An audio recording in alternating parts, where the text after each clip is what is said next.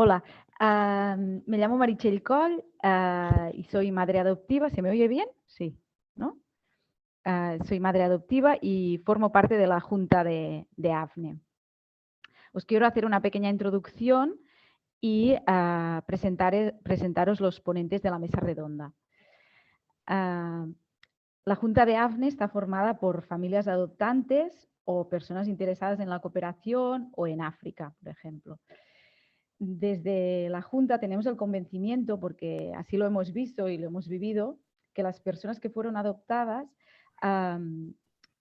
necesitan tener referentes, necesitan encontrarse con personas que han pasado por lo mismo. Y todo esto está por encima del origen. Tanto da si eres de Etiopía o de Rusia, da igual, ¿no? El fin es el mismo. Y por eso os invitamos a formar parte de AFNE, porque no queremos excluir a nadie y porque necesitamos una buena base de socios que nos ayuden a tirar adelante todos los proyectos que tenemos, porque necesitamos, pues, desde hacer acompañamientos a familias o a personas adoptadas en forma de, por ejemplo, lo de hoy, ¿no? Este espacio, o encuentros que hacemos con los niños o con los adolescentes o con las familias. También queremos mejorar, pues, los seguimientos postadoptivos oficiales que existen para que sean más respetuosos con los niños y niñas y con los adolescentes. También queremos seguir haciendo, que ya lo hacemos, pero nos interesa mucho este tema, seguir haciendo formación postadoptiva a las familias y también a profesionales, sobre todo profesionales que están relacionados con la adopción, como por ejemplo en la salud y en el tema de la escuela, instituto, todo eso, ¿no? Que creo que muchas familias y muchos niños y niñas seguramente querrían unas mejoras ahí. También nos gustaría tener más peso en las instituciones, que se nos vea, que se nos oiga más. Queremos más manos para tirar adelante todo esto, porque somos muy poquitos, somos familias, tenemos nuestros trabajos, nuestras familias y siempre nos faltan manos. Y finalmente nos falta dinero, es evidente, ¿no? Sin dinero, pues pocas cosas se pueden hacer. Y, y por eso necesitamos socios. Y solo quería recordaros que el 75% de lo que se dona, ¿no? En la declaración de la renta te lo devuelven el 75%, ¿eh? O sea que es mucho dinero el que te devuelven.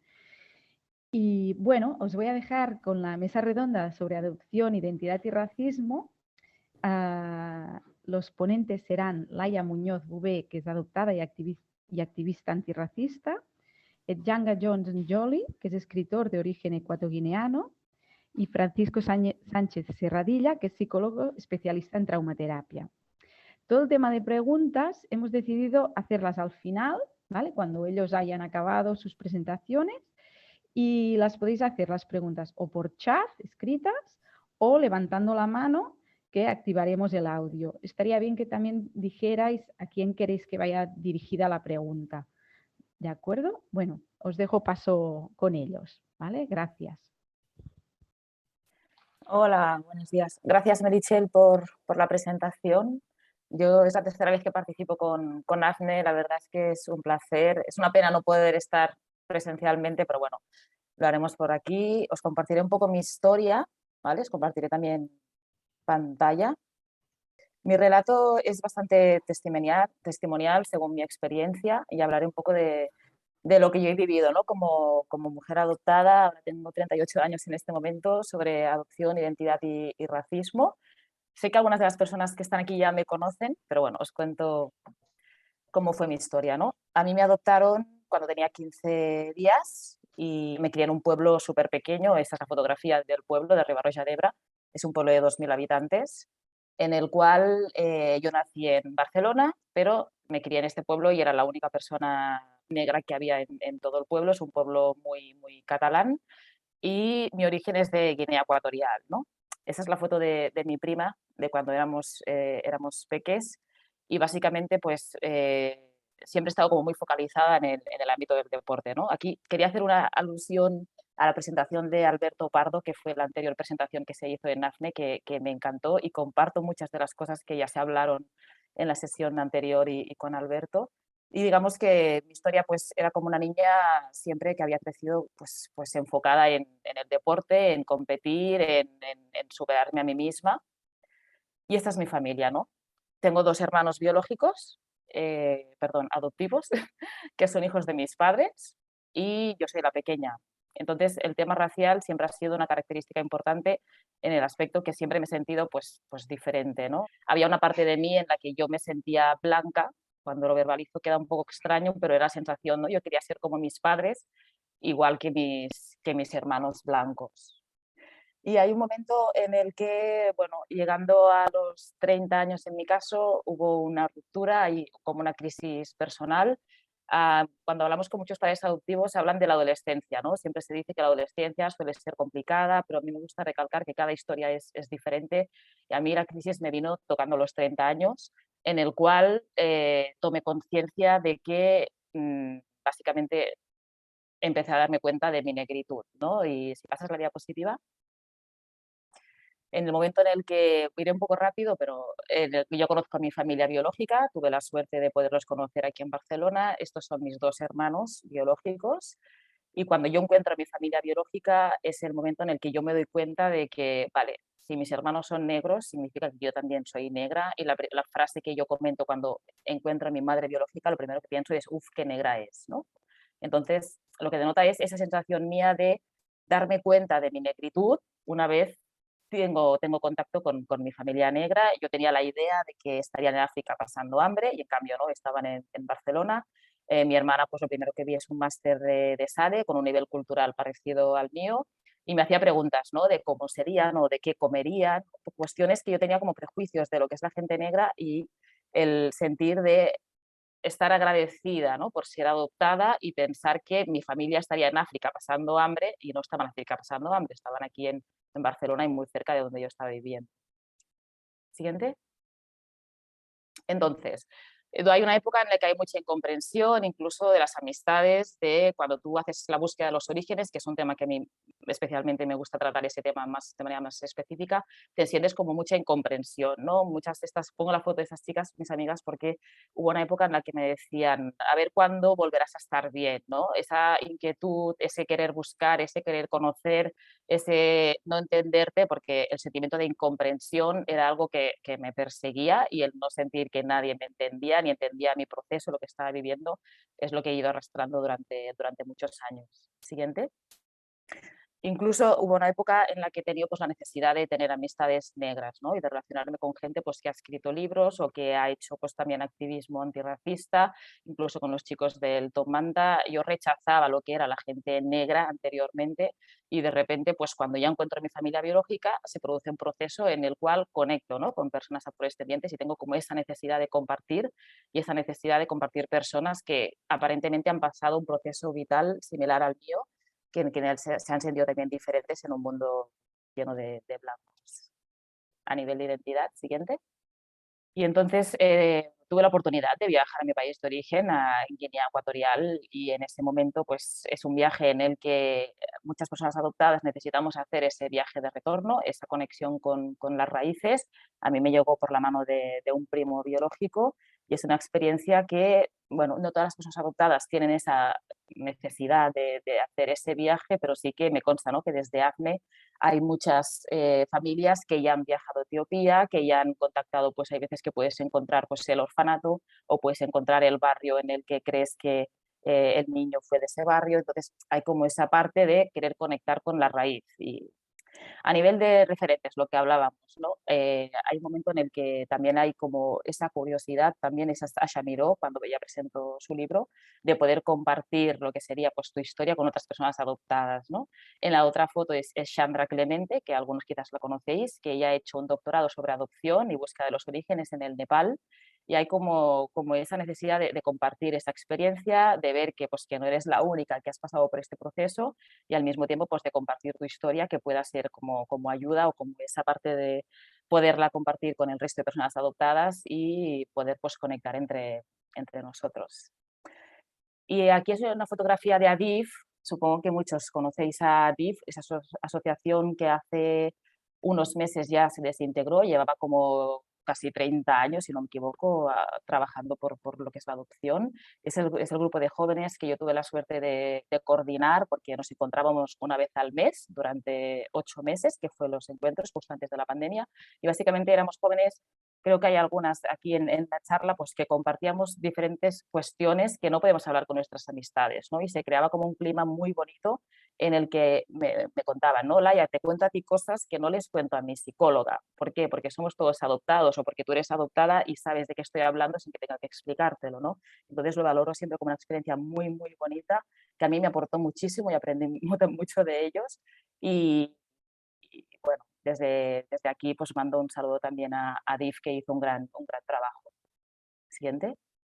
Y luego quería poner aquí unas frases que mis padres en algunas ocasiones han dicho, porque alguno de los padres quizás puede sentir pues esa alusión, ¿no? En casa pues se hablaba de gente de color, ¿no? Mis padres no decían la palabra negro o negra. Había ahí como una especie de sensación de que, bueno, son negros, tú eres negra, pero yo era como diferente. Yo era una negra pues que no era como el resto de personas negras con las que podíamos interactuar en la calle. Mis padres me preguntaban, ¿no? De repente al tener amistades negras afrodescendientes, ¿no? Si es tan importante para mí, pues rodearme de gente afro, o frases como arréglate este pelo, ¿no? Que yo he tenido pues un proceso hasta llevar el pelo afro, esa parte de reconocer pues que es un pelo también es profesional, ¿no? Porque yo siempre he llevado el pelo liso, con extensiones, porque pensaba pues más acercado al modelo pues occidental europeo, y es esa parte de conectar con la raíz. Pongo la frase de campamentos para niños negros porque una conversación con mis padres cuando yo les contaba, ¿no? Que me había faltado pues tener contacto con gente negra, pues ellos comentaban, pues hubiera sido bien compartir con niños adoptados y hacer campamentos para niños incluso negros. Y desde aquí, pues sé que desde AFNE pues hacéis salidas, hacéis encuentros, hay otras asociaciones que hacen encuentros pues de un par de veces al año, y creo que también eso pues enriquece, ¿no? Siguiente. Y luego la parte más que tiene que ver con el activismo, ¿no? Y a nivel de racismo, pues el hecho de poder participar en eventos, ya sea esto es en Madrid, una fotografía de conciencia afro, en el que puedes compartir con otras personas también afrodescendientes, que cada uno pues desde su parcela, pues desde quien escribe, quien hace fotografías, quien hace exposiciones, de alguna manera lo que se hace es reivindicar ese orgullo afrodescendiente que muchas veces, pues como en mi caso, ¿no? Yo rechazaba esa parte negra de mí, y llega un punto en el que, bueno, pues ahora pues puedo sentir ese orgullo y también esa conexión con otras personas que también están compartiendo un proceso similar al que yo he vivido. Siguiente. Y de aquí, bueno, pues también desde la comunidad negra africana afrodescendiente de España, que con el asesinato de George Floyd, pues justo nos pudimos organizar para hacer varias concentraciones a nivel de todo el territorio español, pues para poder hablar de temas como es la ley de extranjería, del destino también de los afrodescendientes, de los CIES, pues a trabajadores de la fruta, pues hablar del top manta, son cuestiones que a nivel de ahora mismo pues los movimientos sociales, y yo, por ejemplo, que trabajo en la Generalitat de Cataluña, pues esa parte de activismo o de presión política pues se está viendo en las políticas públicas, ¿no? Cada vez, ahora mismo, pues hay una Dirección General de Inmigración, Refugio y Antirracismo, hay un proceso participativo de una ley antirracista. Es como yo pude vivirlo desde el movimiento social, pero al mismo tiempo de cómo ese movimiento social incide en las políticas públicas y en lo que ahora mismo pues en el Parlamento tenemos pues a Basha como consellera, a Jess González, a Najat, son personas racializadas que están ocupando puestos de poder, y que poco a poco pues que vamos viendo ese cambio. Siguiente.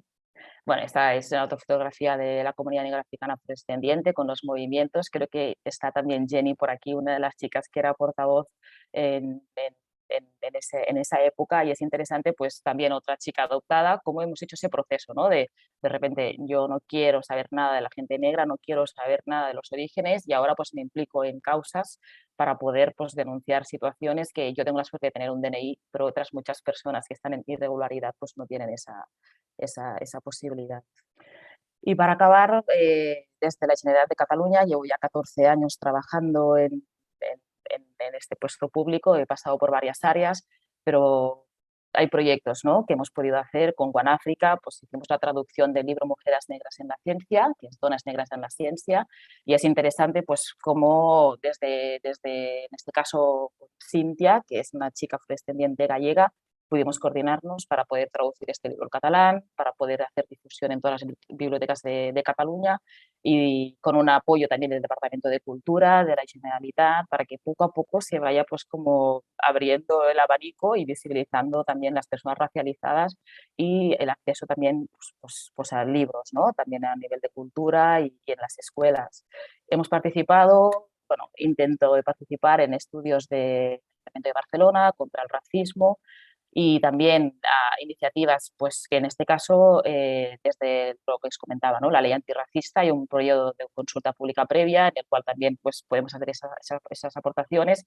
Y yo lo que estoy viendo en este proceso en estos últimos años pues, es ese cambio, ¿no?, ese cambio en el que a medida que las problemáticas están en la calle, ¿no?, entran también en la institución, y desde el mismo gobierno catalán, en este caso, pues puede impulsar ciertas medidas como es la ley antirracismo.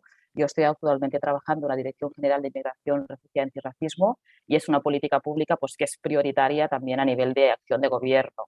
Así que, bueno, seguimos en esa línea y trabajando. Y os dejo algunas preguntas a padres y hijos que estaréis por aquí para que resuenen, ¿no?, para saber, ¿no?, ¿vuestros hijos verbalizan el racismo o qué estrategias utilizáis en frente a eso? ¿Cuándo habéis detectado que puede haber algún tipo de racismo? O también el sentimiento de vacío, de soledad, que muchas veces nos acompaña a muchas personas adoptadas, de ser como las únicas, especiales, que solo nos pasa a nosotros. Y también pues, el sentimiento de agradecimiento a la familia y el conflicto de lealtad que se tiene entre la familia biológica, la familia adoptiva. Y bueno, hay mucha bibliografía y libros que he leído. Si pasas la siguiente diapositiva, que os he querido dejar aquí por si queréis hacer preguntas también, luego ya hablaremos. Y libros, pues sé que está Cesarina conectada, pues libros como el de Soy adoptado y soy adulto, de Cristina Negra, o Adopción e Identidad, que es el de Cesarina, que es una especialista también en adopción aquí en Cataluña. Y es interesante pues ver, ¿no?, cómo los profesionales poco a poco pues van escribiendo, y los chicos y chicas adoptadas también vamos pues compartiendo espacios para poder hablar de muchas de las cuestiones que nos afectan. Y os agradezco, os dejo con mi compañero que hablará más específicamente de la narrativa familiar. Vale. Bueno, nada, lo primero quería dar los buenos días a todos, que estamos un sábado aquí por la mañana compartiendo bueno, pues un poco de vivencia y un poco de información sobre esto para ayudar a entendernos mejor entre todos, ¿no? Me ha parecido muy interesante lo que ha hecho Laia sobre el conflicto de lealtad y sentirse como que a uno le han hecho un favor, ¿no? Y creo que sería algo rescatable más adelante. Lo primero que me gustaría deciros es que yo voy a compartir parte de lo que sé sobre el trauma, la disociación, ¿vale? Y qué repercusión puede tener el abandono en cualquiera de nosotros, más específicamente si si ha sido previo a una adopción, ¿vale?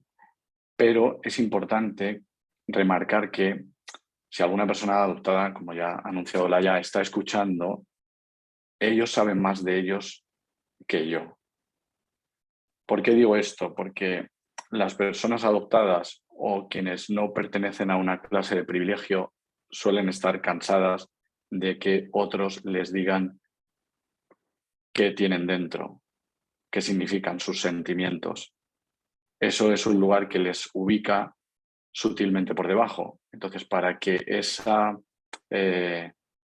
ubicación por debajo, para que esa dinámica opresor-oprimido no se reproduzca en esta presentación mía, quiero dejar claro esto, ¿no? Como que lo que uno siente, lo que uno sabe por dentro, lo que uno intuye, tiene un peso fundamental, ¿no? Lo primero que vamos a ver en la siguiente diapositiva es un parto. Es un tipo de parto muy especial porque es un parto en el que no se rompe la bolsa, ¿no? Entonces, vamos a poder ser testigos de la transición entre estar dentro del útero y estar fuera. ¿Cómo se siente el adentro? ¿Cómo se siente el afuera? ¿Qué hace el bebé en el adentro? ¿Qué hace el bebé en el afuera? Como la bolsa está conservada, es como si fuésemos unos observadores privilegiados, ¿no? Entonces, si te parece, Teresa, lo vemos y ahora lo comentamos un poco. Fijaos sobre todo en los cambios que se producen en el bebé, de estar tranquilo a estar angustiado, de estar cerrado sobre sí mismo a buscar con la mano otra mano, ¿sí? Es un vídeo de un niño blanco porque también hay una falta de representación, como ya se sabe en la ciencia y en la cultura de otras razas, ¿vale? Pero creo que nos puede servir.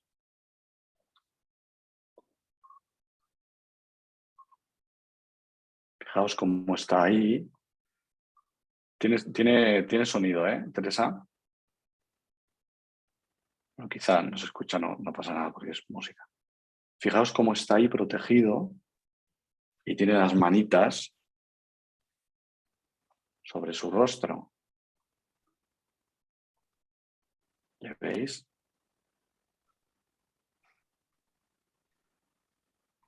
Está como envuelto, ¿no? Podéis ver cómo ha hecho una bolita, rodeado por la bolsa. Y veréis cómo cambia ahora.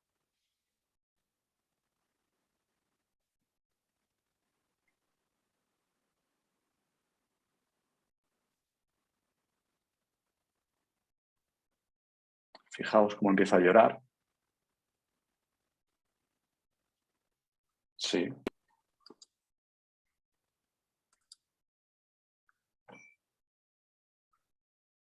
Fijaos cómo le cubren.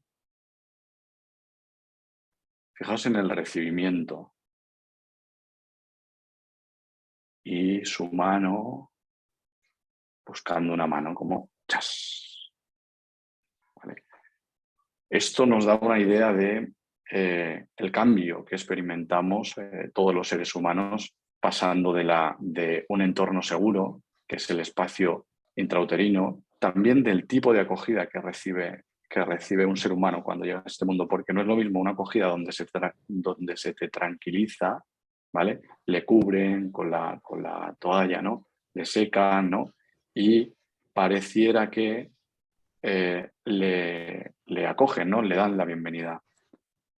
Todo esto, todos estos gestos, esta acogida, este secarle, este taparle, incluso comprimirle un poquito para que no sienta de repente que ha pasado de estar con un límite a su alrededor que le contiene a estar completamente en un espacio abierto, que eso puede ser muy desregulador, ¿no? Esa transición, ¿sí? Todos estos límites físicos ayudan a que al final del video, aunque dura muy poquito, él se tranquiliza de nuevo y deja de llorar, ¿sí? Normalmente no somos testigos de este cambio y de esta manera, porque pareciera que estamos dentro del útero y lo podemos ir viendo, ¿no? Pero esto nos da una pista de a dónde llega el bebé, cómo se siente cuando llega ahí y cómo es acogido ese bebé. ¿Sí? Entonces, en la siguiente diapositiva podemos ver, tú lo vas pasando, ¿no, Teresa? Perfecto, vale. Lo que podemos ver es lo que yo llamo el ciclo del apego, ¿vale? Os quiero presentar una serie de ideas que nos ayuden a entender qué necesita un niño cuando llega al mundo, ¿vale? ¿Qué sucede si le falta eso? ¿Vale? Y cómo va a afectar esto en sus relaciones adultas en el futuro. En el centro pone la palabra madre, pero creo que es importante quitarle como un poco de peso en el sentido de que estas funciones las puede hacer la madre, las puede hacer el padre, las puede hacer un tío, las puede hacer una profesora, ¿sí? Porque, como decía al principio, cuando nos hemos reunido antes de empezar la presentación, seguramente todas las personas están intentando hacer lo mejor que tienen, están intentando dar lo mejor que tienen, pero también son seres humanos que tuvieron cosas y a los que les faltó cosas. Entonces, con eso que tienen y con eso que les faltó, van lidiando, ¿no? con esta tarea, ¿no? de ser madres o los que fueron hijos, ¿no? Los que son hijos van lidiando con lo que recibieron y con lo que no tuvieron, ¿no? Entonces, aunque en el centro aparezca la palabra madre, podemos incluir cualquier figura que pueda proporcionar esto, ¿vale? La primera función es que ese cuidador sea una red. ¿Qué quiere decir esto? Como habéis visto en el vídeo, cuando nacía, lo primero que han hecho es recogerle. Cuando digo red me refiero a una red física, ¿vale? Y a una red emocional. ¿Por qué una red física? Porque cuando un ser humano viene al mundo, todo lo experimenta en forma de sensaciones. Y para tranquilizarle hace falta hacer algo con esas sensaciones. Por ejemplo, si este bebé que ha llegado llorando no se le calma cogiéndole, o casi recogiéndole, diría yo, ¿no? No podemos hablar con él. No sirve de mucho porque su lenguaje, como sabemos, no está desarrollado y eso no va a ser suficiente. Sí. Imaginemos un niño que no ha tenido esto de pequeño, ya sea un proceso de adopción, ¿no? O ya sea cualquier otra situación, sino que ha habido como un abandono de ofrecer esa red, esa seguridad, ¿no? Pues seguramente cuando se desregule de adulto, ¿vale? Tenemos un niño, le sumamos 20 años, 30 años, sí. Cuando se desregule de adulto, puede sentir que no sabe qué hacer para tranquilizarse. Esto es la idea de red real y metafórica en el sentido de que hay adultos que se tranquilizan metiéndose en la cama y tapándose. ¿Sí? ¿Os acordáis cuando de niños no teníamos al malo que iba a venir, al monstruo, ¿no? Que iba a venir, y nos metíamos en la cama y nos tapábamos con la sábana y pensábamos, bueno, con la sábana no me puede hacer nada. Y piensas tú, bueno, ¿no? Pero es como volver a ese espacio de seguridad intrauterino, como una memoria, ¿sí? Entonces, si tenemos un adulto que no tuvo eso, cuando se desregule, va a intentar o meterse en la cama o ducharse, algo que le recoja, ¿sí? Y puede que le resulte difícil si no lo tuvo en su momento. La siguiente es el acrónimo REM, ¿vale? Que hace referencia al sueño REM, ¿vale? Si os fijáis, todas las palabras que aparecen, red, REM, REMA, MAR, DREAM, RAM, RAE, son palabras que se obtienen de la palabra madre. Con la palabra madre podemos formar red, con la palabra madre podemos formar REM, con la palabra madre podemos formar DREAM, ¿vale? Y es una manera como acordarse, ¿no? De todas estas funciones, todas estas cosas que el niño necesita. Decía, la palabra REM hace referencia al sueño, pero en concreto a la energía. Una de las cosas que necesitamos de pequeños es que nos ayuden a regular nuestra energía. ¿Por qué? Porque no sabemos exactamente cuándo descansar y cuándo estar activos. Lo vamos aprendiendo con el tiempo. Si tenemos unos cuidadores conscientes y sintonizados con eso, nuestro ciclo de sueño-vigilia se va a regular. Pero si eso no sucede porque nuestros cuidadores están ausentes o porque están demasiado preocupados por sus problemas o porque, aunque estén presentes físicamente, no están presentes emocionalmente, vamos a notar una dificultad en regular nuestra energía. Es decir, que si somos adultos y nos resulta difícil descansar, ir a dormir y funcionamos en un ciclo de no tener energía, por ejemplo, o de agotamiento, seguramente algo nos faltó en relación a esto. La siguiente, la palabra rema, viene del verbo remar, ¿no? Yo he construido una frase para que nos acordemos de este esquema que dice ¿qué necesita hacer la madre? ¿Qué necesita hacer el cuidador para que lo reciba el niño o la niña, ¿no? La madre necesita ser la red y el remo para remar hacia el mar de nuestros sueños con un ramito de rarezas. Ser la red y el remo es una técnica mnemotécnica para que nos acordemos, porque a veces es como, sí, vale, ¿qué tengo que hacer? Porque parece que hay que hacer de todo y es demasiado peso, ¿no? Ser la red y el remo para remar hacia el mar de nuestros sueños con un ramito de rarezas. Estamos en el remo. También el niño o la niña necesita explorar, necesita ir más allá de nosotros. Eso no lo va a lograr si no tiene esta seguridad y si su energía no está bien calibrada. ¿Por qué no lo va a lograr? Porque la conducta de exploración funciona si tenemos un faro hacia el que girarnos y que sabemos que está ahí. Es como si dijésemos, vale, ahí está el mar, ¿no? El mar yo quiero explorar y quiero ir más allá, ¿vale? Veo el horizonte y quiero ir más allá, pero para eso necesito mirar hacia este faro y saber que aquí hay tierra firme. Si nos cuesta explorar de adultos, seguramente algo de aquí no se nos dio de la mejor manera y algo de aquí también nos faltó, ¿vale? La siguiente palabra, mar, tiene que ver con la libertad, con poder experimentar en libertad. Como bien decía Laia, muchos niños sienten una deuda. Entonces, si sus intereses entran en conflicto con los de sus padres adoptivos o con los de sus padres biológicos, pueden sentirse en un callejón sin salida, demandados entre lo que quieren hacer, una lealtad hacia lo que quieren hacer, hacia lo que sus padres adoptivos esperan de ellos y hacia lo que sus padres biológicos esperan de ellos, y se pueden sentir tironeados. Además, la palabra mar, aparte de la libertad, me gustaría que hiciera alusión hacia verte en el agua, verte reflejado. Todos los niños necesitamos que nos reflejen lo que sentimos y lo que somos. Si no lo hacen, nuestros cuidadores, no nos vemos. Es algo tan básico como un reflejo físico, ¿no? Como, te duele mucho, ¿no? Parece que te duele mucho, ¿no? Así el niño o la niña, cuando son muy pequeños, pueden decir, esta sensación tan desagradable es que me duele mucho. ¿Ok? Esto significa que me duele mucho. ¿Vale? O, estás triste, ¿no? Estás triste.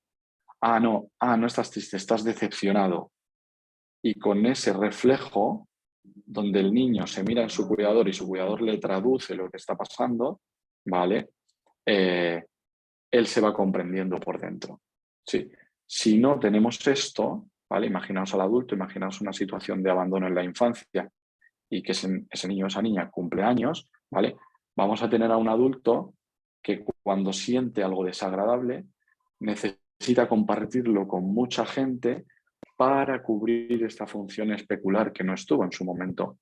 No es un error, no es una falla, no es algo que está haciendo mal. Es que faltó y tiene que estar. ¿Se entiende? Lo siguiente que tenemos es la palabra dream, que se forma con la palabra madre, y a mí me parece casi poético, ¿no? Ser la red y el remo para remar hacia el mar de nuestros sueños con un ramito de rarezas. La palabra dream es que el niño o la niña puedan soñar y puedan soñar lo que necesitan soñar. No necesitamos enseñarles a soñar. Los niños ya vienen y las niñas ya venimos al mundo sabiendo soñar. Por eso, cuando somos pequeños, hacemos un círculo y un palo, que para nosotros en ese estadio de desarrollo es un sol y una casa, y decimos, mira, ¿no? Lo enseñamos con entusiasmo. Si no tenemos a alguien que reciba ese entusiasmo, de adultos nos puede ser difícil ilusionarnos por nuestros propios logros y podemos tener dificultad para celebrarnos. ¿Sí? La siguiente palabra, me voy a dar un poco de prisa porque acabo de ver el tiempo y quiero compartir todo lo que he traído, ¿no? La siguiente palabra es la palabra RAM y hace alusión a la memoria, como la memoria RAM. ¿Para qué nos sirve esto? Nuestros adultos son nuestra memoria. Si no existimos en la memoria de nuestros cuidadores, no existimos. Faltan parches. O sea, es como, aquí hay un hueco. ¿Qué pasó aquí? Y una parte de nosotros se queda preguntándose eso. Cuando se da el proceso de adopción, la adopción puede sentirse como una puerta. Podemos ver a un lado de esa puerta un niño o una niña que tiene una manera de ser, que ya ha tenido unas vivencias, y detrás de esa puerta un niño, una niña, un adolescente transformado. La memoria, el cuidador tiene que ayudarnos a hilvanar la memoria de uno y otro lado de la puerta para sentirnos completos, porque si no sentimos que nos falta algo o que estamos un poco enmascarados en nuestra identidad. Y la última palabra tiene que ver con la Real Academia, ¿no? En este caso la Real Academia Española. ¿Por qué? Porque los adultos necesitan hacer una traducción y ofrecernos vocabulario de lo que decía, de lo que sentimos a nivel físico, a nivel somático, de lo que sentimos a nivel emocional, y necesitan prestarnos su vocabulario. ¿Qué sucede? Que como adultos, que una vez fuimos niños, ya venimos con un vocabulario sesgado. ¿Por qué? Por nuestra propia infancia.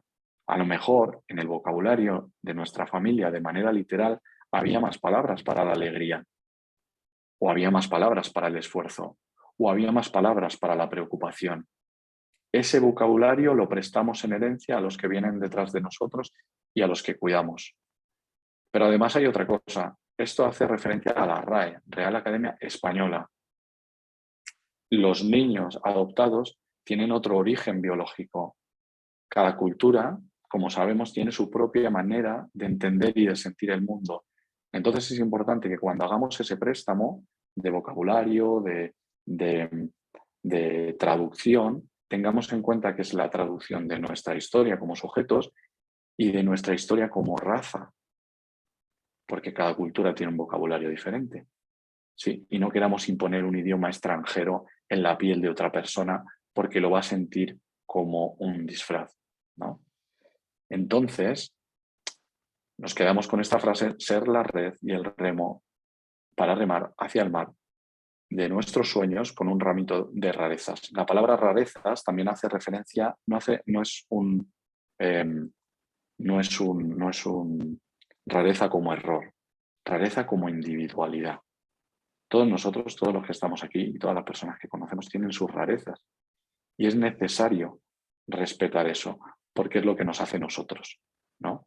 Entonces, más en la adopción, ese niño que está antes de la puerta de la adopción y ese niño que sale de la puerta de la adopción, tienen que conocerse y sentirse conectados para que no sientan, yo por dentro soy esto y no lo puedo mostrar, porque si lo muestro, ¿qué va a ocurrir? ¿Sí? En la siguiente diapositiva,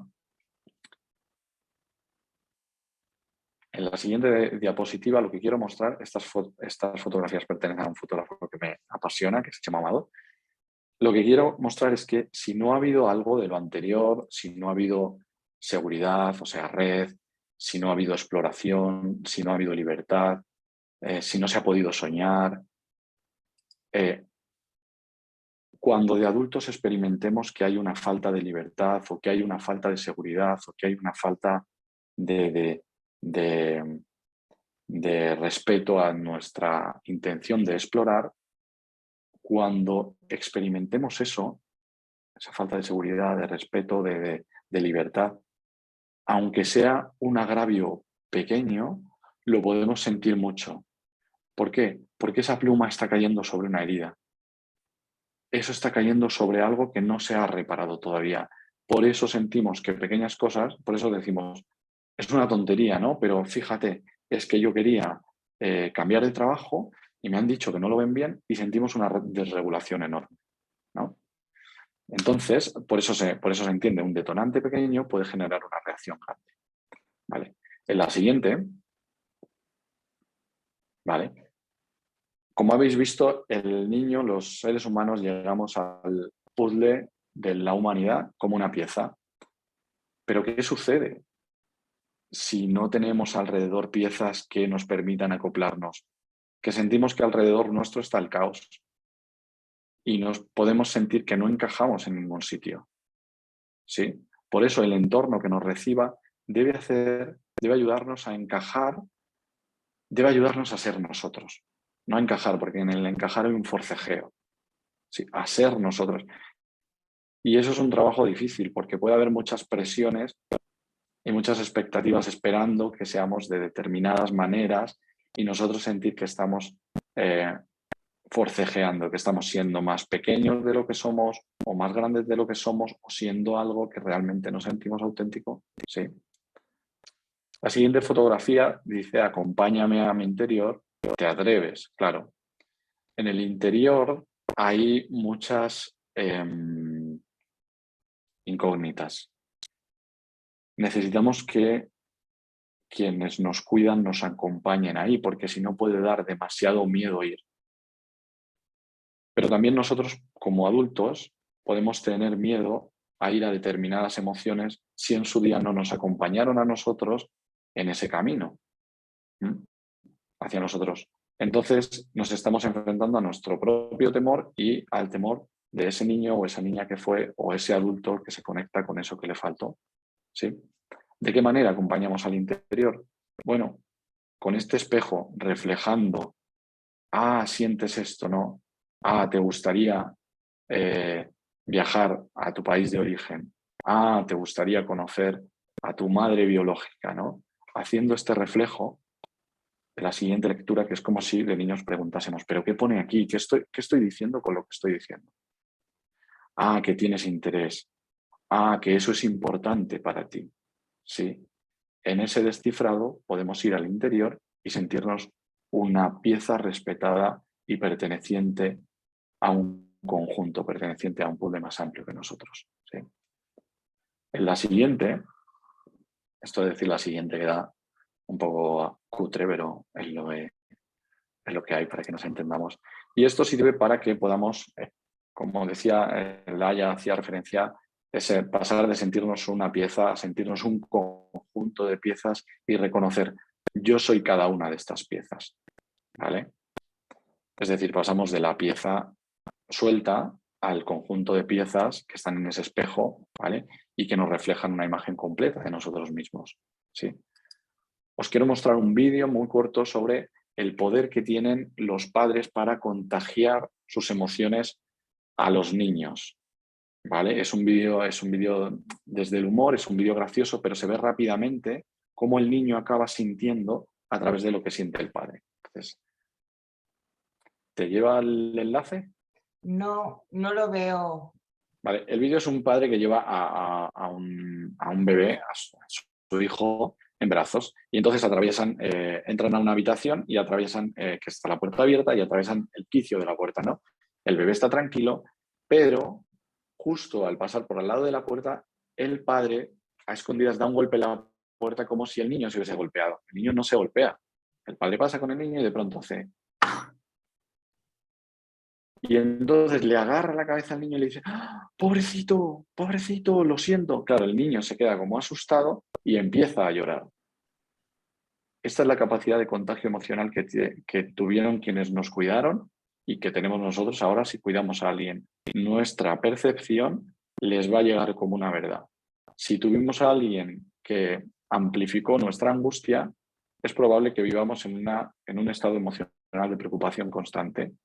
Si tuvimos a alguien que hizo de red y amortiguó nuestra angustia, es posible que tengamos la capacidad de sentir que aunque las cosas no vayan del todo bien, podemos navegar sobre la realidad y no estamos en peligro.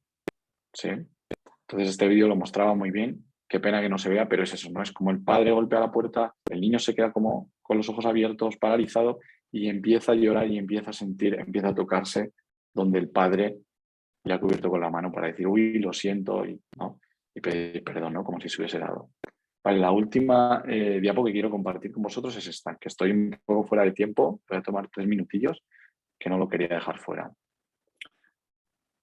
¿Qué huella tiene el abandono o puede tener el abandono en nuestros límites personales? Lo primero que vemos a la izquierda es una persona que ha sentido que necesitaba, parece una muralla, ¿no? Vale, pues es la metáfora de una persona que ha sentido que el exterior era un peligro. Por lo tanto, necesitaba defenderse, mostrarse inaccesible. ¿Sí? Si sentimos que el exterior es un peligro, la creencia que nos queda es tengo que protegerme.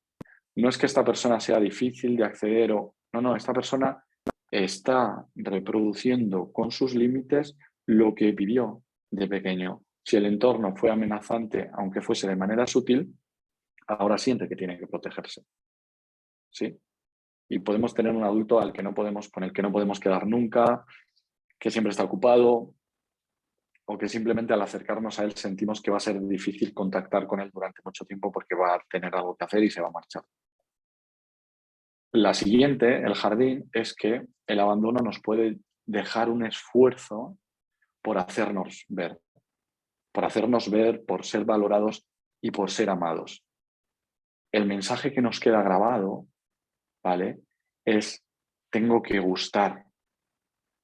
Los niños son auténticos especialistas en rastrear de qué manera tienen que ser para ser valorados en su entorno. Este tengo que gustar puede ser algo físico y sentir que tenemos que ir impecables a cualquier encuentro.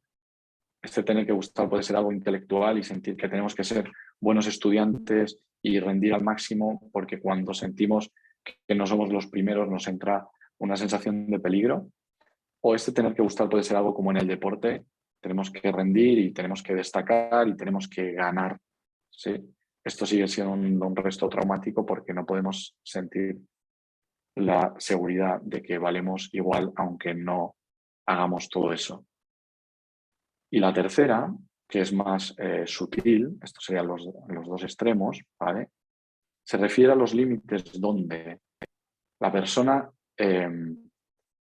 puede mostrar o puede sentir una apertura hacia el exterior, ¿no? Como que sí, bueno, puedo contactar, puedo sentir la conexión con el otro, pero detrás de mí hay una torre de control.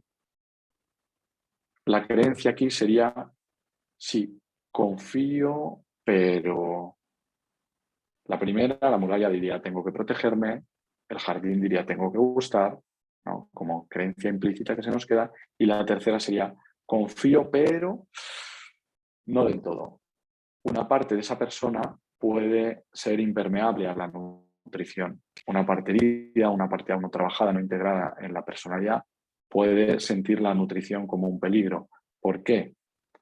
Porque si nuestros cuidadores fueron poco seguros o amenazantes de alguna manera o abandónicos, cuando el otro se acerca a nosotros, nos puede llegar una señal errónea de peligro. Aunque el otro se acerque de manera amable para nutrirnos de verdad y para conectar, nos puede llegar como que ese acercamiento es el principio de una alerta, ¿sí? Y bueno, y al final os he dejado una serie de libros y tal para compartir, ¿vale? Luego lo podéis pedir a la asociación, por si queréis echar un vistazo. Hay libros para niños, para adultos, está el vídeo del parto también para que tengáis todo a mano por si os interesa consultar. Muchas gracias por todo. Muchas gracias, Francisco. Ahora le voy a dar paso a Yaga. Voy a introducirme primero antes de empezar con la presentación para entender más o menos cuál es mi aportación. Yo no soy un experto de nada, no tengo mucho que ver con el mundo de la adopción ni tampoco, no lo conozco, sinceramente, no conozco el mundo de la adopción. Entonces, yo aquí prácticamente en este acto estoy como amigo de Laia, podría decir. Laia y yo nos conocemos desde hace pues más de 3 años y en ese tiempo hemos tenido muchas conversaciones acerca sobre su experiencia en la vida en general y en particular pues lo que tiene que ver, lo que está relacionado con la adopción, ¿no? Entonces durante mucho tiempo, durante ese tiempo que hemos estado conversando, lo que ella ve o ha visto como problemas explícitos de la adopción son cosas que también a mí me han pasado. Podría decir que suscribo casi en un 100% todas las experiencias que Laia ha explicado en su presentación. Y esto, que para mí en un principio a lo mejor no tendría mucha razón de ser, pues luego le empecé a dar vueltas y e intenté buscar el origen de cuál es esa experiencia compartida que puede hacer que Laia y yo podamos entendernos, ¿no? Entonces, en un principio, me gustaría decir que yo creo que hay algo que relaciona nuestras experiencias y que esas experiencias, pues de alguna forma, van mucho más allá incluso de lo que es la adopción o lo que podría ser la migración. Tiene que ver con el tipo de sociedad en la que estamos viviendo el día de hoy, el tipo de sociedad que estamos construyendo y el tipo de relaciones que estamos construyendo. Entonces, a partir de ahí ya empiezo con la presentación. Bueno, la primera imagen que veis ahí no es una imagen de Estados Unidos ni de Inglaterra, no es de ningún otro lugar, es una familia española, son mis hermanos, a mí me veis es el más pequeño, mi hermano Lumumba, Héctor, el más mayor, Gemma, la pequeña, y Aster, que estaría 3 años, un poco 3 años más mayor que yo, ¿no? Podría haber puesto a mis padres también, pero no encontré la foto. Esta me parecía ideal para la ocasión. Y quería empezar con esta fotografía para hacer una pregunta que luego pues, no hace falta que nadie responda en este momento, sino que es una pregunta que quiero que reflexionéis según va avanzando la presentación, que es, ¿qué es una familia, ¿no? ¿Qué significa una familia? ¿Qué es lo que define a la familia? Pues bueno, una familia creo que es un vínculo. Lo que define a una familia es un tipo de vínculo muy particular, que es un vínculo que incluso es reconocible no dentro de aquellas personas que forman parte de la familia, sino también incluso de personas que son externas, ¿no?, a ese grupo en particular. O sea, la familia se define por un tipo de vínculo que es observable, que es reconocible y que podríamos decir que adquiere un cierto carácter de rango de naturalidad, por así decirlo. O sea, que es algo natural dentro de la naturaleza de las cosas, ¿no? Entonces, podríamos decir que ese vínculo, para que sea reconocible, está determinado por una serie de hechos. Me gustaría remarcar la frase que hay abajo, que pone Ludwig Wittgenstein, que es un filósofo de origen alemán que, bueno, luego pasó su mayor parte de la vida, su mayor parte de lo que debo de vida en Inglaterra.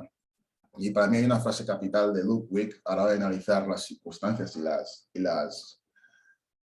y los hechos, que es el mundo son los hechos, ¿no? Entonces, me gustaría que exploremos un poco cuáles son los hechos de una forma pormenorizada de lo que implica ser una familia, ¿no? Ya podemos seguir con la siguiente.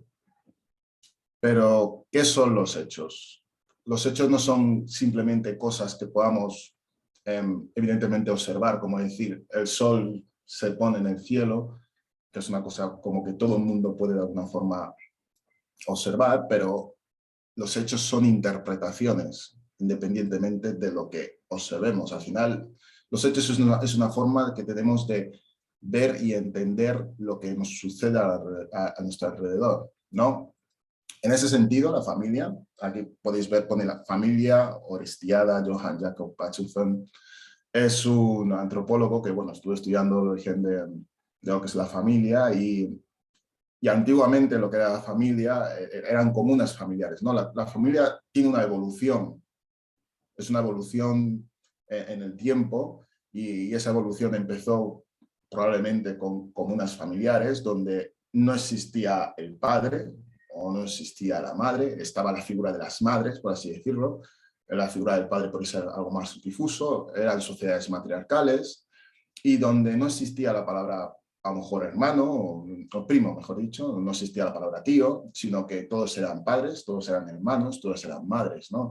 De tal forma que, por ejemplo, yo que mi familia tiene origen ecuatoguineano, en particular indohue, en la lengua indohue no existe la palabra primo, tampoco existe la palabra tío ni tía, todos son tus padres y todos son todas son tus madres y todos son tus hermanos.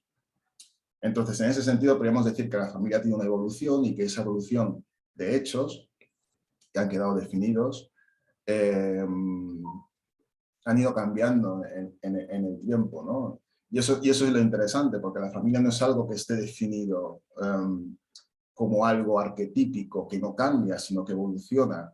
Y esa oportunidad que tiene de evolucionar nos hace a nosotros partícipes en cómo queremos estar vinculados y cómo queremos estar de alguna forma relacionados con el resto. Eso es lo interesante. Pero también me gustaría hacer este análisis de alguna forma como es un análisis retrospectivo para entender por qué a día de hoy vemos las cosas como las vemos y las entendemos de alguna forma como las vemos. Entonces, si vamos al origen etimológico de familia, ahí veis la palabra famulus. Famulus viene del latín. Os voy a leer lo que significa la palabra famulus textualmente. Es interesante saber esto, porque famulus quiere decir esclavo doméstico y familia es el conjunto de los esclavos pertenecientes a un mismo hombre. Entonces es bastante esclarecedor esto, o sea, el principio de lo que es lo que podemos entender como familia. Esto viene del derecho romano.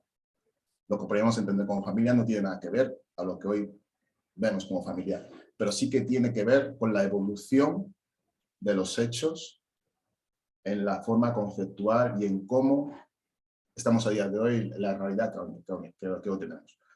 Puedes seguir pasando un poco la... Entonces tenemos la figura del padre, la figura de la madre, todo eso va evolucionando también. El padre y la madre podría ser, es una figura de potestad, de legitimidad, y ha habido una evolución, como he dicho antes, del paso de lo que es la matrilinealidad, o de lo que es el matriarcado al patriarcado. Eso tiene un porqué. Y después existe un paralelismo entre la familia y otro concepto que está bastante enlazado. Puedes darle otro clic. Y otro clic. Sí, aquí tenemos el Estado y la nación.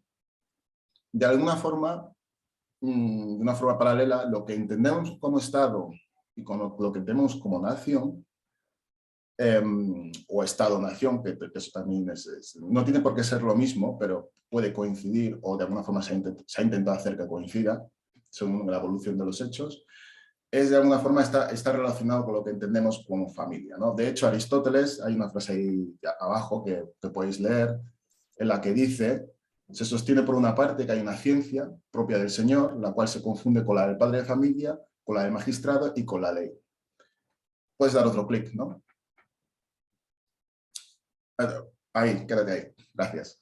Entonces, lo que define los hechos, la interpretación de los hechos, es una figura con potestad y con legitimidad que tiene la centralidad, de alguna forma institucional, de poder definir qué es cada cosa, ¿no? O sea, si hablamos del Estado y de la nación, podríamos decir un rey. Si hablamos de la familia, podríamos decir un padre. Pero quiero que entendáis todo esto porque, de alguna forma, este conjunto de elementos pormenorizados que tenemos aquí, lo que es la familia, lo que es el padre, lo que es la madre, lo que es el Estado, lo que es la nación y lo que es esta figura así central que he puesto autor, autoridad, que si buscáis el origen etimológico, autor y autoridad es lo mismo, etimológicamente, es lo que da sentido y origen a la forma del proceder de las cosas. Estamos determinados por aquellas personas que tienen el poder, de alguna forma, o la legitimidad de decirnos cómo deben de ser las cosas. Y eso es una cuestión institucional, ¿no? Me gustaría volver al concepto de familia de Famulus cuando hablamos de esclavo doméstico, porque existe un hecho, una singularidad que se dio en América, en el periodo de la esclavitud, por ejemplo, cuando hablamos de esclavitud, lo que es España, y también creo que esto sucedió en Portugal, la esclavitud se regía por un código de leyes que se llamaba las 7 partidas. En las 7 partidas, España, la institución de la esclavitud no tiene nada que ver a lo que se ve en las películas de Estados Unidos, ¿no? Que es lo que hemos estado mamando y es lo que hemos estado vendiendo en la esclavitud. En las 7 partidas, la esclavitud está enlazado con la adopción. El señor que de alguna forma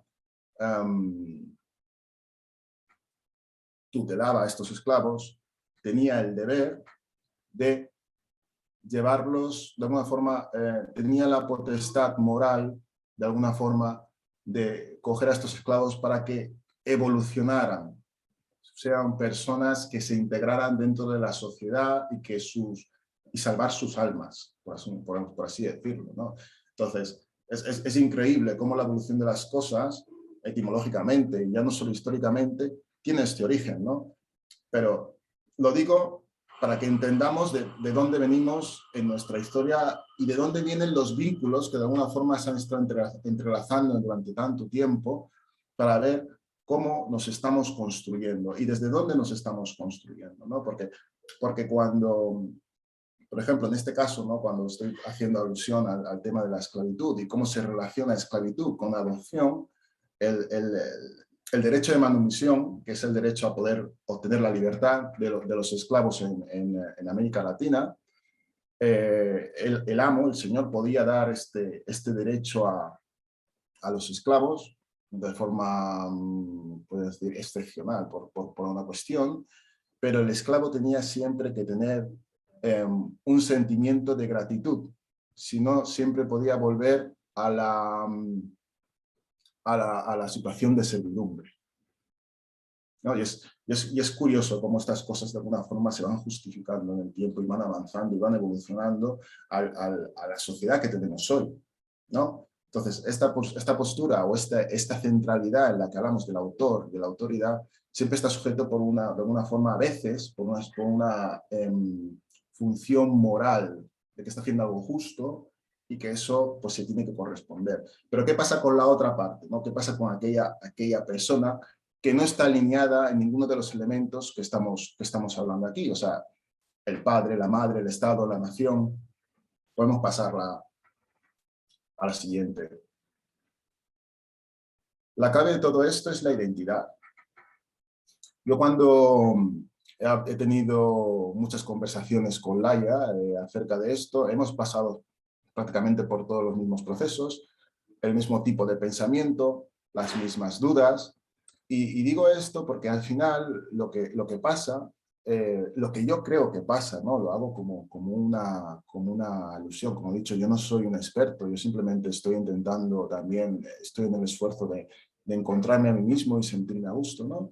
Yo he pasado por muchas etapas en las que yo mismo he dicho que no soy español, en las que he dicho que no quiero vivir en España, en las que he negado este país, cuando realmente lo único que he hecho es recibir el desprecio de otras personas y hacer lo mío, no ha sido otra cosa, ¿no? Entonces, me ha costado mucho entretejer y de alguna forma aceptar que no tendría que dar cabida a aquellas consideraciones racistas o desconsideradas, ¿no? Pero cuando estás en un mundo donde de alguna forma, teniendo del lugar donde estás ocupando, el lugar donde estás creciendo, se pone en contradicción por todos los elementos que antes he permanecido de alguna forma, ¿no? Tu familia, tus padres, de dónde vienes, el Estado, la nación. De alguna forma estás recibiendo constantemente un mensaje contradictorio que este no es tu lugar.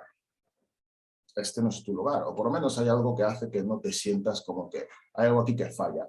Y el problema es que muchas veces las personas como nosotros tenemos que responder preguntas que no formulamos. Nos formula la propia sociedad ante esta, por así decirlo, evidente prueba de que somos diferentes, ¿no? Diferentes, entre comillas, porque todo el mundo es diferente de uno al otro, ¿no? Entonces, diferentes en el sentido de que dentro de toda esa construcción que he dicho antes, histórica, que va enlazado lo uno con lo otro, lo que es una familia, lo que es un Estado, lo que es la potestad en sí misma, porque al final estamos hablando de un problema de legitimidad, y la legitimidad se construye con hechos. Entonces, cuando todo eso de alguna forma queda en entredicho por solo una cosa, por el hecho de decir que yo soy negro, o que yo tengo, yo qué sé, o que mis padres no tienen la misma línea de consanguinidad, estamos deslegitimados. Deslegitimamos de alguna forma porque siempre hay alguien que puede señalar que eso no nos hace ser, o no nos hace estar fuera de lugar, ¿no? Entonces, de alguna forma, todos intentamos hacer ese viaje de reencuentro, como Laia hizo en Guinea, yo también lo hice, yo me fui a Guinea, y buscar aquello que nos es legítimo, aquello que nos va a dar la seguridad, de aquello que construya nuestra propia narrativa. Eso que se podría llamar como el viaje del héroe, que alguna vez Laia me ha dicho. Entonces, ¿pero qué pasa si hacemos el viaje del héroe y nos encontramos con algo que no podemos asumir? ¿Qué pasa si hacemos el viaje del héroe y nos encontramos con una realidad que es demasiado dura como para asumirla, ¿no? Entonces, parece que tenemos que estar abocados al triunfo y tener que dar respuestas a una sociedad que, en definitiva, en muchos sentidos, nos ha dejado solos ante preguntas que la sociedad misma no quiere responder. Y eso significa que esta sociedad, que se vanagloria de muchos logros y derechos, de alguna forma esos logros y derechos están incompletos. Y están incompletos porque la evidencia somos nosotros, ¿no? Que tenemos que de alguna forma hacer todo un esfuerzo para responder preguntas que nosotros no hacemos y preguntas que encima no las formulamos ni nos competen. El reto realmente es de la sociedad. Entonces, yo lo que intento decir con todo esto es de alguna forma, no sé si hay chicos, jóvenes, adolescentes escuchando, es que el problema no son ellos, el problema no es si se sienten, no sois vosotros, el problema es que la sociedad que supuestamente os ha prometido algo, en realidad no os lo está dando. Y eso me hace alusión un poco a lo que sería a James Baldwin. No sé si conocéis James Baldwin. James Baldwin es un escritor, era un escritor afroestadounidense, murió hace un tiempo, ¿no? Y él tiene un documental que se llama I Know You're Negro. En ese documental hace una reflexión de un minuto muy buena, en la que dice que, claro, él cuando está creciendo en Estados Unidos y ve las películas de vaqueros, ve que los malos son los indios y son los negros, ¿no? Él nunca se da cuenta de esto porque, claro, él piensa, cuando está creciendo como niño, que él es como uno más, ¿no? Pero luego se da cuenta de que realmente los malos en las películas son ellos, ¿no? Y que se da cuenta de que la sociedad estadounidense no ha construido un lugar donde ellos puedan estar. Y es que es precisamente esto. Imaginaos, por ejemplo, que de repente vámonos hacia atrás y vamos a la esclavitud, ¿no? Y de repente dicen, bueno, ahora sois libres. ¿Qué sentido tiene la libertad en un lugar donde no te reconocen? Los afroamericanos han tenido que estar construyendo ese lugar de reconocimiento en el que el pueblo afroamericano ha tenido que visibilizarse y esforzarse para estar al mismo nivel que otros, ¿no? Y de alguna forma lo que pasa es lo mismo, ¿no? O sea, España en particular, no voy a hablar en sí del mundo porque es muy complejo, no tenemos un lugar que han construido para nosotros y reconocernos. Y ese lugar al final lo tenemos que hacer nosotros en base a nuestro esfuerzo, dedicación y capacidades. Y lo peor de todo eso es que podemos fallar, ¿no? Y podemos estar con ese lastre solos. Entonces, cuando hablamos de identidad, entiendo que muchas veces es ese lugar donde nos construimos, donde queremos estar seguros, donde queremos vernos, queremos tener nuestra propia narrativa y sobre todo nuestra propia legitimidad para decir a otros lo que somos sin tener que estar determinados por el desprecio o por la ignorancia, ¿no? Y es básicamente esto. Creo que es la clave. Yo personalmente, después de mucho tiempo, ahora he llegado a la conclusión completamente contraria. No creo que necesitemos la identidad. Yo personalmente, pero eso es mi camino. Pero claro, lo he hecho después de haber pasado durante muchos procesos. Yo ahora mismo cuando escribo o cuando hago algún tipo de obra relacionada con todo esto, pienso mucho en el mundo que me gustaría crear para aquellas personas que posiblemente fueran mis hijos, ¿no? Porque no me gustaría que mis hijos tuviesen que pasar nunca por el mismo proceso.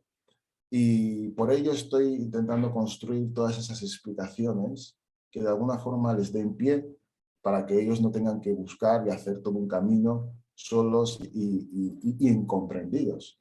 No, yo estoy intentando aportar ese granito de arena. Y sobre todo porque de alguna forma al final hay gente que vende soluciones baldías, soluciones que son recortes unos de otros, sobre todo mucho dentro de la sociología y las ciencias políticas, intentando dar explicaciones para mí muy burdas, para que uno pueda decir, vale, yo soy esto, ¿no?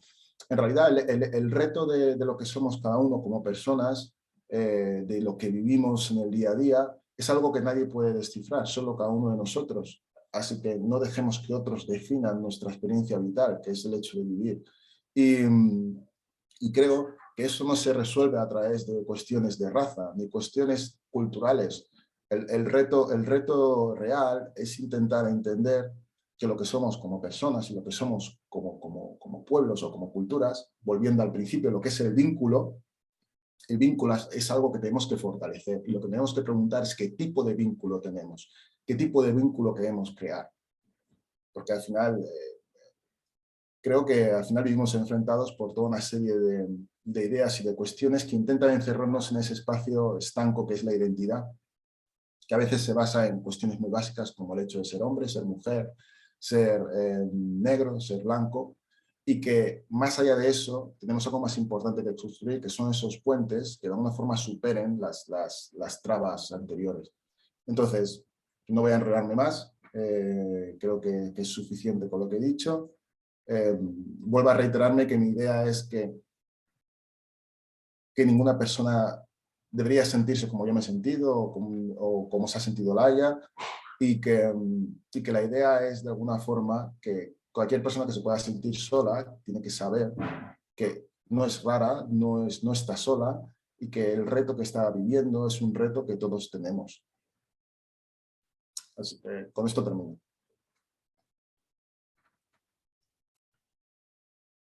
Muchas gracias. Ahora, si acaso vamos conectando a los otros dos ponentes. Muchísimas gracias a los tres por vuestras exposiciones. Nos han encantado, en el chat están encantados. La verdad es que nos ayudáis mucho a todas las familias, independientemente del tipo de familias, todos lo somos.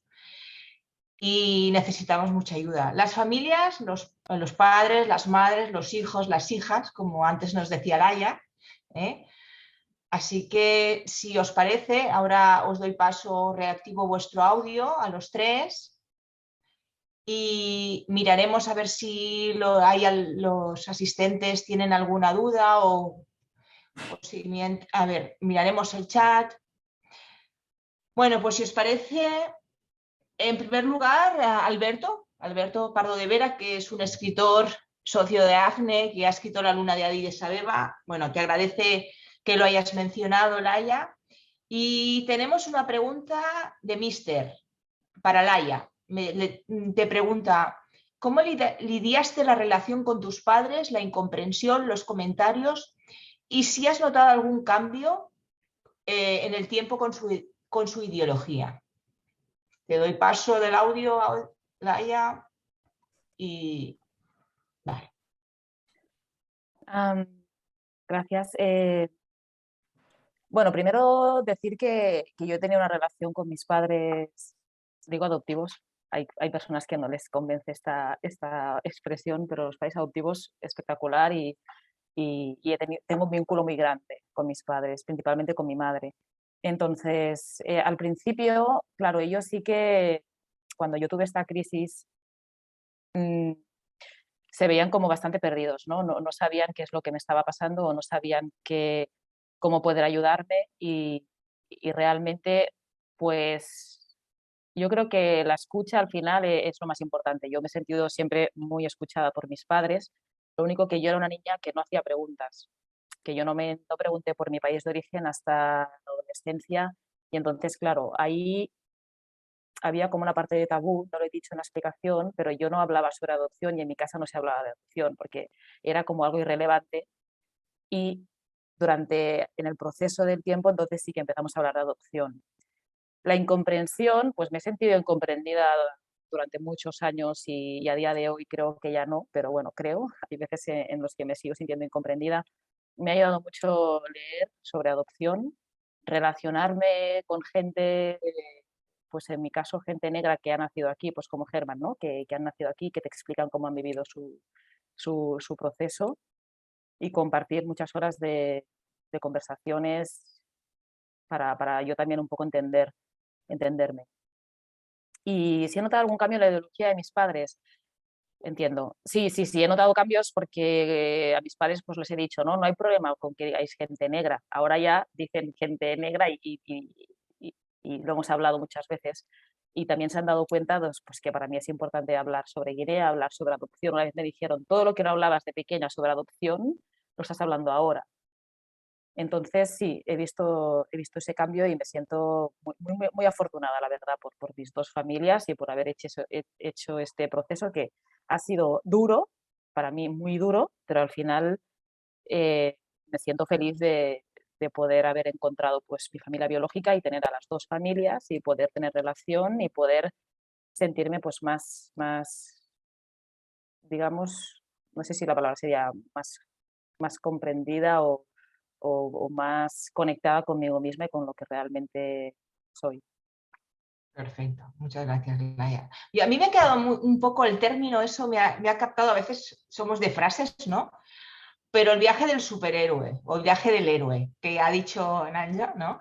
Que tenéis una relación así especial y que habéis pasado por unas etapas más o menos similares, ¿no? Sí, yo si quieres, Germán, respondo una parte y tú respondes la otra parte.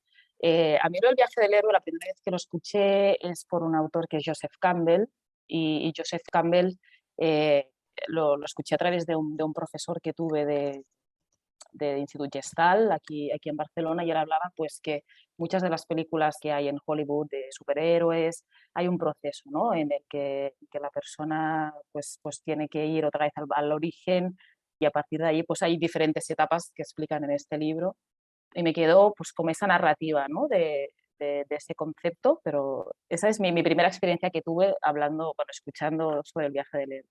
Bueno, yo escuché el viaje del héroe por Laia fundamentalmente, ¿no? Yo creo que, aunque yo no estoy muy a favor de esa visión del viaje del héroe, porque yo creo que la sociedad nos reta constantemente a tener logros individuales, y yo creo que los logros tienen que ser, más que individuales, tienen que ser acompañados. Quiero que, como vivimos en una sociedad pues cada vez pues más atomizada en todos los sentidos, lo que antes era una comuna familiar, que ya no existe, pues ahora tenemos familias monoparentales y tal, y cada vez todo está más reducido de alguna forma. Entonces yo creo que la sociedad de alguna forma nos obliga a nosotros a tener que responder ya no solo las preguntas que a veces no formulamos, sino encima preguntas que van mucho más allá de nosotros mismos, y tenemos que construirnos a un nivel en el que tenemos que dar respuesta a todo, cuando eso, pues anteriormente pues tenías tu grupo esencialmente cultural o familiar que de alguna forma hacía de soporte, y ahora ese soporte no existe. Entonces, no existe o está bastante mermado. Entonces yo creo que al final lo que hay que buscar es ese entorno que de alguna forma fomente de alguna forma el desarrollo, y no tanto solo uno intentar indagar en cuestiones fundamentales, sino encontrar el entorno. O sea, las dos cosas tienen que ir en una misma balanza, creo yo. Muchas gracias, Germán. Bueno, ahora damos paso a una pregunta que nos han hecho para Francisco. Dice, con la teoría que nos has explicado, cuando que en ciertas ocasiones el niño adoptado se ve en peligro y utiliza herramientas para protegerse, que pueden ser poco acertadas, sobre todo en el entorno del colegio, ¿cómo podemos ayudar los padres a los profesores para que entiendan estas situaciones y puedan acompañar al niño joven? ¿Nos puedes aconsejar alguna lectura para profesores? Gracias. Sí, bueno, a ver, primero, en España no hay ningún programa que aborde el trauma informado. El trauma informado es explicar qué sucede dentro de nosotros cuando una situación es desbordante y nos impacta a nivel en nuestro sistema nervioso, en nuestra identidad, en nuestro concepto del yo. En Estados Unidos sí que existe un programa, vinieron a visitar la Universidad Autónoma hace unos años, y entonces iban por los institutos explicando conceptos básicos, pero muy esclarecedores, ¿no? Entonces, claro, el niño o la niña, cualquier niño o cualquier niña, necesita una cosa muy básica, que es seguridad. El niño va a intentar, o la niña va a intentar, cualquier ser humano va a intentar estar a salvo, sentirse seguro, ¿vale?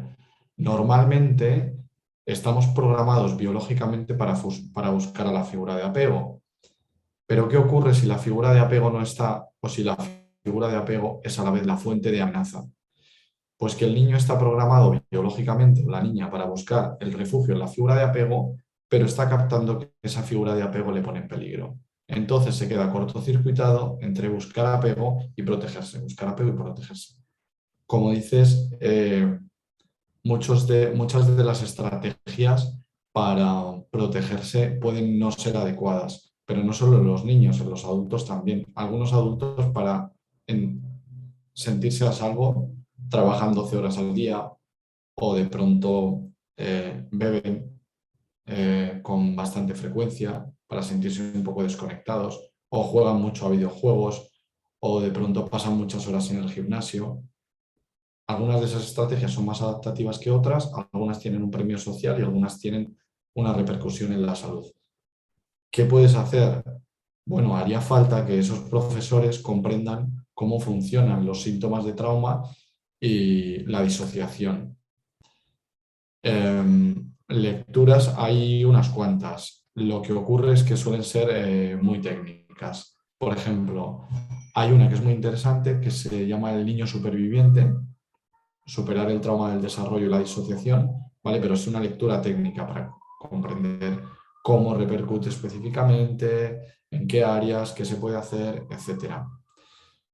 Una lectura sencilla es un libro de Sandra Baita, que es una especialista en disociación natural de Argentina, que se titula Eso no me pasa a mí.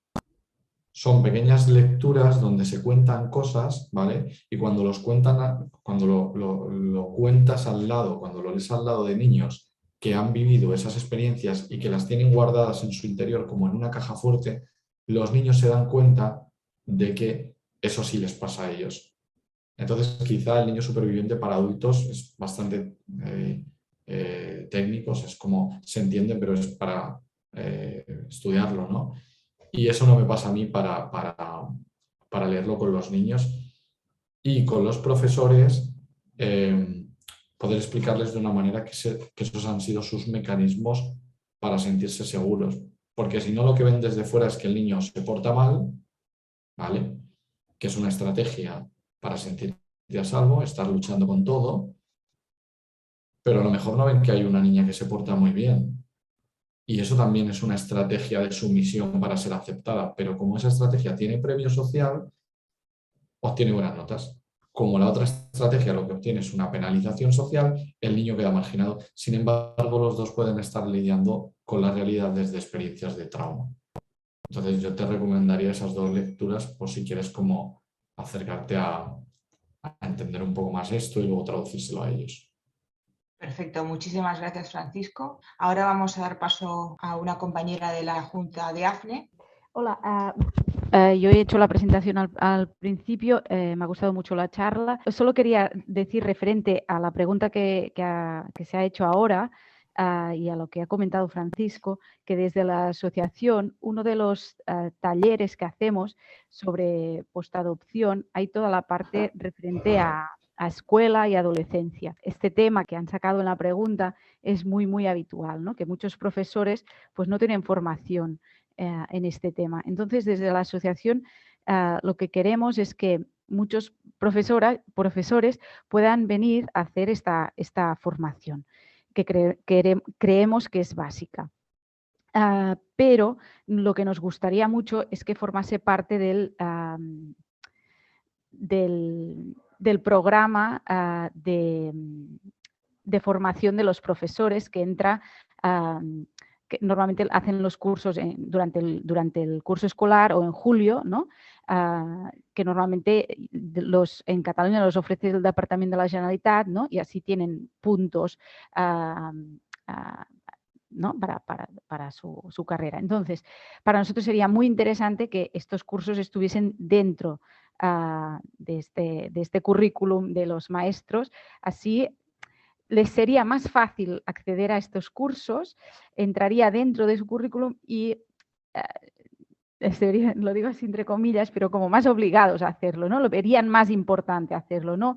No que sea solo un profesor que tenga un poco de interés en este tema, ¿no? Y que se apunte pues un viernes y un sábado a hacer el curso, ¿no? Entonces, si lo podemos meter ahí en el currículum de los profesores, sería mucho más fácil. Bueno, aprovechando que se ha congelado la imagen de Margarida, que dice que está muy de acuerdo con Txell. Necesitamos manos, ¿eh? Dígame.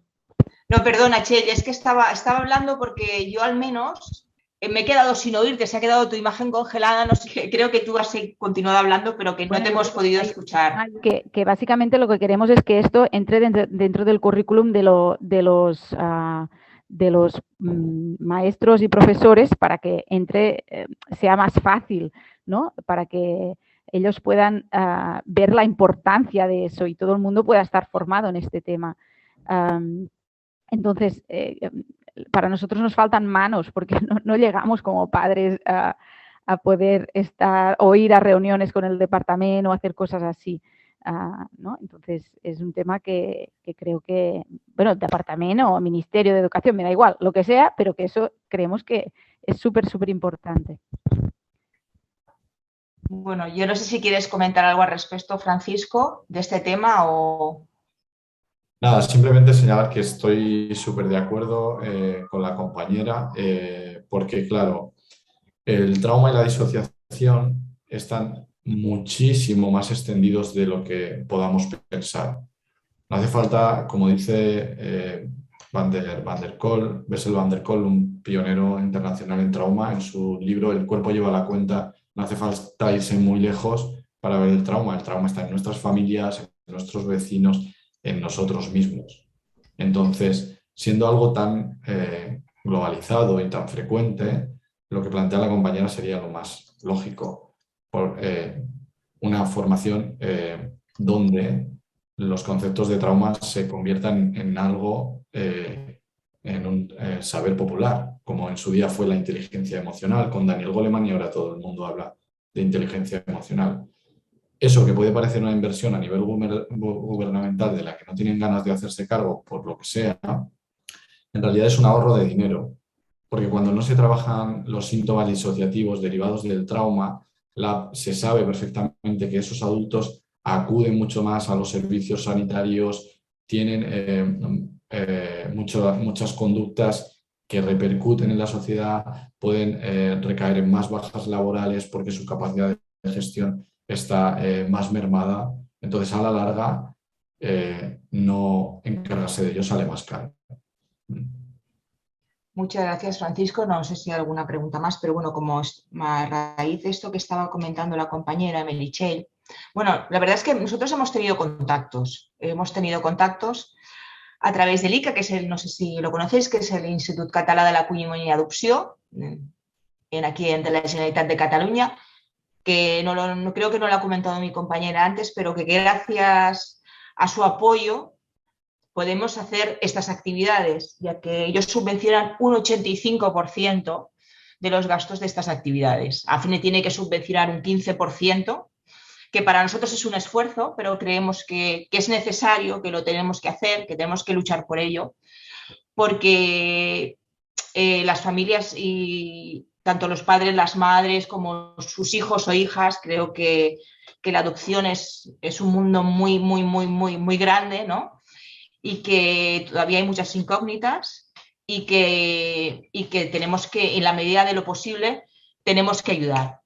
Entonces, bueno, os quería pedir, ya aprovechando que de momento no hay preguntas, pues, bueno, para comentar un poquito, ¿no? Antes de despedirnos, si no hay más preguntas, bueno, deciros que hemos sido aproximadamente unas entre 40 y 50 personas conectadas, disculpar las dificultades técnicas, lo hacemos lo mejor posible, pero siempre hay algún fallito, o sea que rogamos que disculpéis los temas que han surgido. Y luego deciros que, bueno, que tenemos conexiones desde Pontevedra, Valladolid, Girona, Vic, Valencia,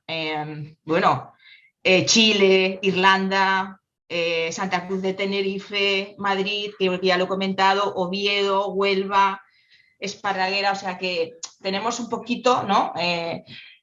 Personas de todos esos sitios, porque creo que hay muchas necesidades, ¿no? De formación y de ayuda. Entonces, comentaros que aunque AFNE comenzó como una asociación de familias de niños y niñas de Etiopía, porque, bueno, el año que viene cumplimos 20 años, ya somos mayores de edad,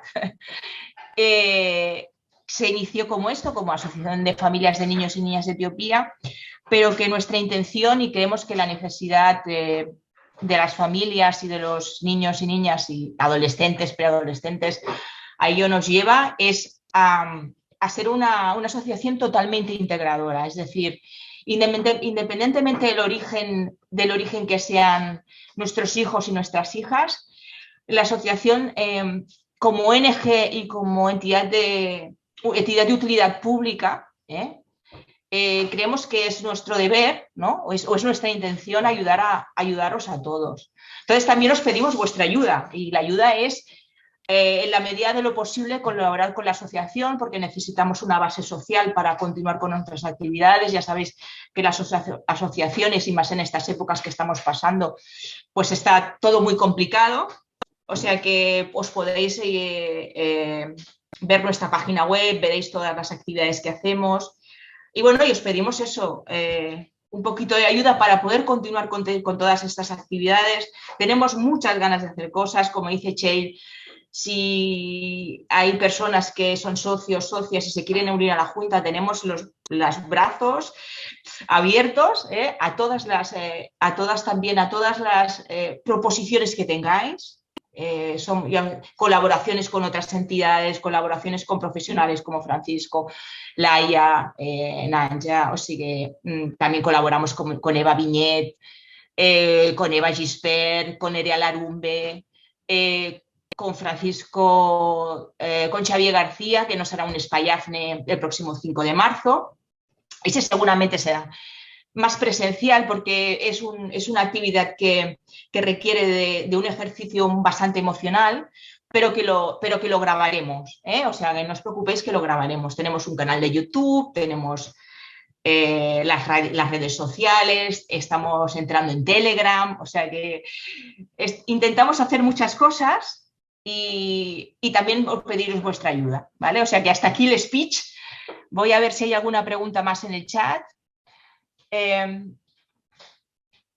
Vale, perfecto. Eulalia, muchísimas gracias porque que nos ofrece su ayuda, es una socia que nos ofrece su ayuda, o sea que muchas gracias a todos, y si os parece, mientras no haya más, si no hay más preguntas, conectamos los tres ponentes y si no hay más que comentar, si nos vamos despidiendo. ¿Qué os parece? Bueno, yo no tengo mucho que decir. Yo, bueno, te agradecido por la oportunidad a Laia y la asociación para compartir cosas, que siempre viene bien. Y poquito más, si hay una próxima vez, pues bueno, yo estoy también dispuesto a participar. Así que nada, gracias. Bueno, yo agradecerte, Tere, por todo el esfuerzo que estáis haciendo, porque ya hace años que nos conocemos y hace años que estamos compartiendo charlas. Esta es mi tercera charla con vosotros y siempre pues, es un placer. Y me encanta, bueno, pues os apoyo desde aquí a que tengáis más socios, a que la asociación siga creciendo, a que no nos pase como con Adif, que perdimos esa asociación, pero bueno, agradecer el esfuerzo que estáis haciendo todas y animaros a hacer la presión a las instituciones, al ICA en este caso, a que continúen con las políticas sobre adopción y posadopción, que de hecho yo siempre reivindico el servicio de posadopción y las necesidades que tenemos los hijos adoptados. Y en este caso, pues aprovechando que también Somabella forma parte de en este caso la asociación, animar también a los jóvenes, que en su día intentamos también constituirnos con Adoptats del Món y no pudo ser. Sé que por ahí también está Esperanza, a la que le mando un saludo. Me da muchísima pena no ver las caras, porque hay gente a la que me hubiera encantado ver en persona y no puede ser tampoco verlas aquí online. No, si queréis podemos pero no, sí. Podemos hacer una despedida, ¿no? Claro. Así a lo grande, ¿qué os parece? Claro. Vamos a intentarlo, si os parece bien. Vamos a intentarlo y a ver, a que todos nos conectemos. Muy bien, es perfecto. Vamos conectándonos. Muy bien, Pilar. Pili, ¿qué tal? Hola. Desde Huelva, Pili, que nos agradece la conexión, ¿vale? A ver, tenemos aquí más. Uy, Alberto, Bekelet. Verónica, Eulalia, gracias por ofrecerte a ayudarnos. Estamos encantadas, ¿ya? de que, bueno, eso, aunque sea poquito tiempo, nos pedimos, ya sabemos que en este mundo que vivimos tenemos poco tiempo para hacer las cosas, pero nada más que nos deis un poquito cada uno, esto seguro que va muchísimo mejor. Esto seguro que va muchísimo mejor.